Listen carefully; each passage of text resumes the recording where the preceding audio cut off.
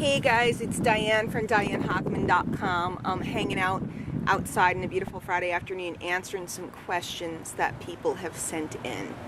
And this question is, it's really a profound question.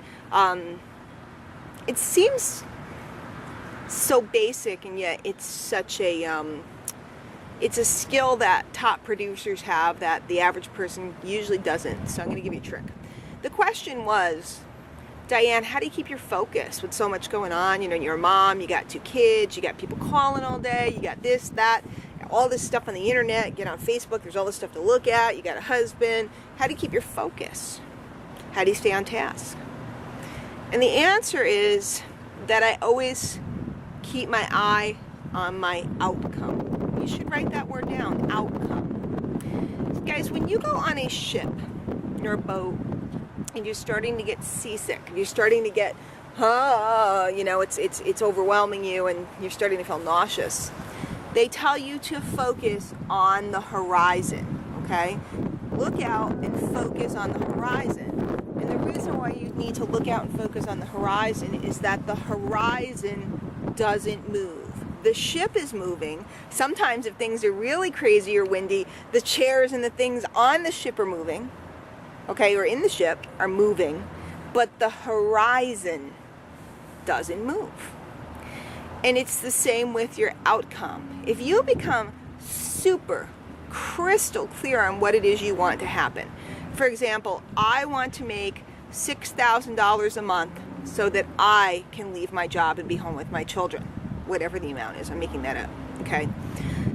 When all this stuff starts to bombard you, and the calls and the this, and should I do this lunch, and should I buy that product, and should I switch programs, and should I do this, and should I do that, if you're focused on the horizon of, I want to make $6,000 so I can be home with my kids, then the answers will come to you, and you won't get distracted, because you'll start to understand and realize for yourself. You'll have your own navigation system. You'll start to realize that switching things and doing this and doing that could be pulling you off track. You'll also be able to see an opportunity when it comes for what it really, really is. You'll see true opportunity.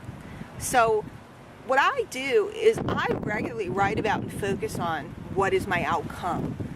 It's changed many times as my business has grown.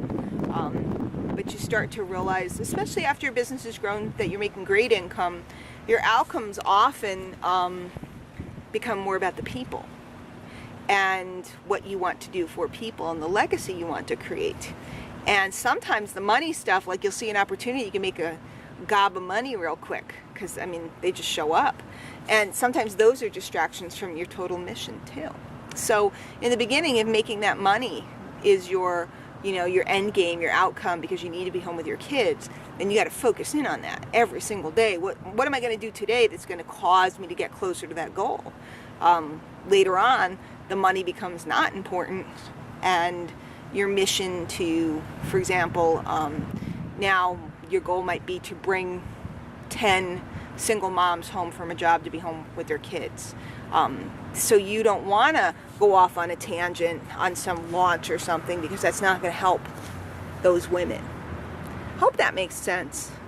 Focus on your outcome. Get clear on your outcome. Know your outcome.